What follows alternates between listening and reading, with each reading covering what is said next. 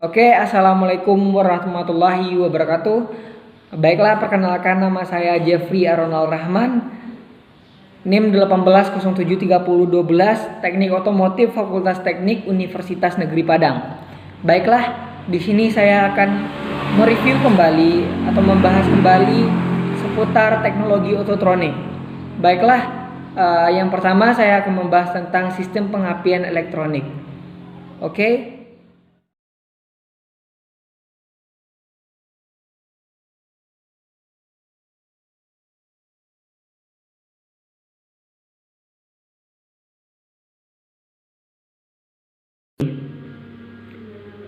Jadi pada sistem pengapian elektronik ini kontak platina digantikan oleh sinyal generator yang dinamakan sinyal generator armatur.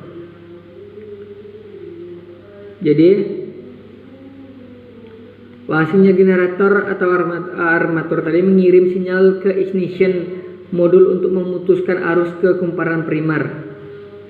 Dikirim sinyal untuk memutus pada saat fungsinya saat pada kunci on diputar, kunci atau di on kan, arus listrik dari baterai akan mengalir ke kumparan melalui kunci kontak. Jadi pada saat regulator atau gigi armatur tepat di depan pick up coil, maka sinyal generator akan membangkitkan tegangan listrik. Jadi dapat dilihat akan membangkitkan tegangan listrik. Jadi elektrik modul akan memutus arus untuk mengalir ke kumparan primer saat mendapatkan sinyal tegangan yang dihasilkan oleh pick up coil. Sinyal akan diputus. Setelah itu saat gigi berputar menjauhi pick up coil, maka timing circuit berada di dalam elektrik modul membuat transistor menjadi on sehingga arus listrik kembali mengalir ke kumparan primer. Akibat adanya arus listrik terputus-putus pada kumparan primer tadi, maka akan mengakibatkan medan magnet yang tinggi. Saat medan magnet terputus, menimbulkan induksi tegangan tinggi pada kumparan sekunder dan merubah tegangan dari 12 volt menjadi sekitar 50.000 volt. Jadi tegangan tinggi tadi akan dialirkan atau diteruskan ke distributor. Di dalam distributor terdapat rotor yang berputar. Rotor yang berputar di dalam distributor sesuai dengan firing order. Rotornya berputar sesuai dengan firing order. Jadi selanjutnya pada saat rotor tepat di depan distributor poin, maka tegangan tinggi akan meloncat pada antara rotor dan poin. Bisa teman-teman lihat terjadi loncatan arus atau api tegangan tinggi yang berwarna kuning itu pada saat di celahnya. Jadi selanjutnya tegangan tinggi yang setelah meloncat tadi diteruskan ke busi melalui kabel busi dan akan menghasilkan perbedaan tegangan antara elektroda positif dengan elektroda negatif. Jadi tegangan tinggi kemudian diteruskan ke busi melalui kabel busi. Arus tegangan tinggi tadi akan mengalir ke elektroda tengah busi yang berada pada isolator.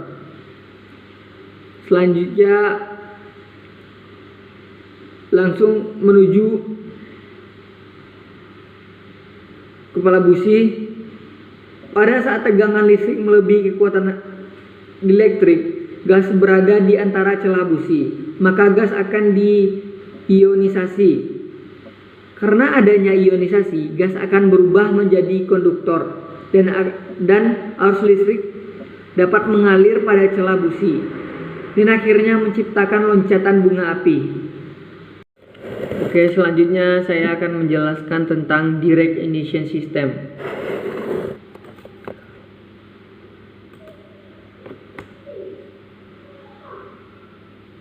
Oke. Jadi di sini ada pada direct ignition system ada beberapa sensor, yaitu ICM atau ignition control module, CMP atau crankshaft position sensor, atau dan camshaft position sensor dan crankshaft position sensor. Jadi pada pengapian di sini digunakan trigger.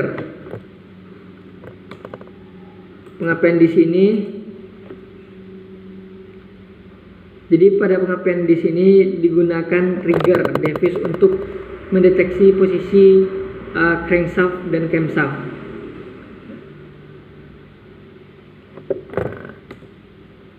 Digunakan untuk mendeteksi.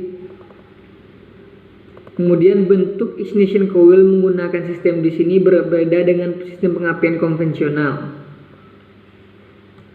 Tapi prinsip kerjanya itu sama. Ada kumparan primer untuk menciptakan magnet dan ada kumparan sekunder menciptakan induksi tegangan tinggi.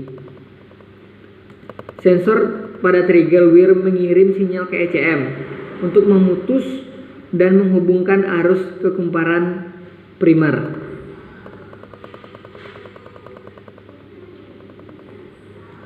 Jadi sensor pada trigger ini mengirimkan sinyal untuk memutus arus tersebut di kumparan primer. Kemudian saat gigi hilang atau gap berada di tepat pada sensor merupakan timing pengapian beberapa derajat akhir langkah kompresi. Jadi crankshaft dan camshaft menghasilkan tegangan listrik akibat induksi magnet saat trigger wheel berputar. Jadi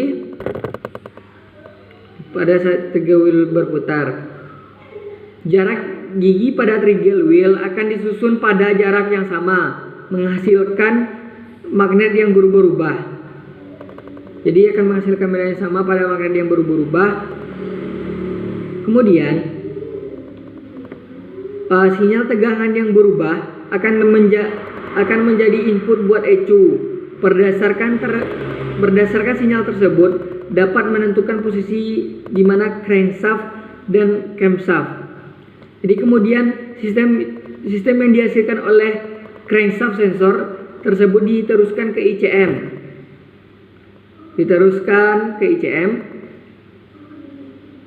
Prinsip kerja crankshaft sensor sama dengan crankshaft sensor. Prinsip kerjanya keduanya itu hampir sama. Jadi sinyal yang dihasilkan kedua sensor tersebut akan membantu ICM untuk mengetahui posisi piston sesuai dengan posisi crankshaft dan camshaft. Saya akan memberitahu posisi pistonnya. Di sinyal yang dihasilkan selanjutnya, sinyal ini juga membantu ICM untuk memajukan dan memundurkan timing pengapian sesuai dengan putaran mesin. Memajukan dan memundurkan sesuai dengan timing putaran mesin. Sini ada coil part. Jadi ignition control module membagikan listrik tegangan tinggi ke setiap busi. Dibagikan tinggi tegangan listrik ke setiap busi. Jadi hilangnya kemagnet pada kumparan primer akan membangkitkan induksi tegangan tinggi pada kumparan sekunder. Lalu diteruskan ke busi. Setelah hilangnya kemagnetan, kumparan berbangkit ke kumparan sekunder dan diteruskan ke busi. Busi menghasilkan loncatan bunga api saat tegangan tinggi melewati celah busi.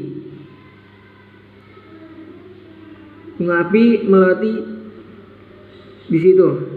Ada Di celah busi tersebut seperti ini ada tegangan loncatan bunga api.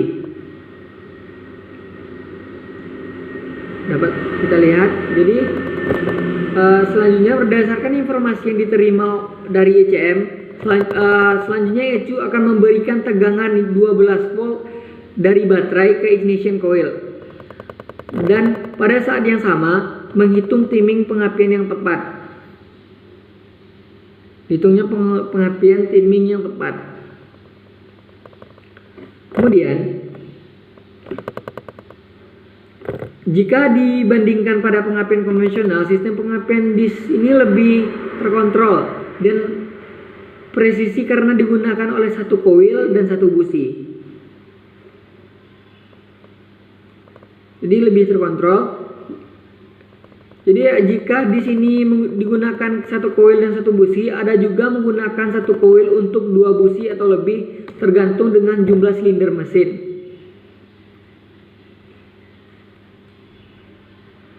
Jadi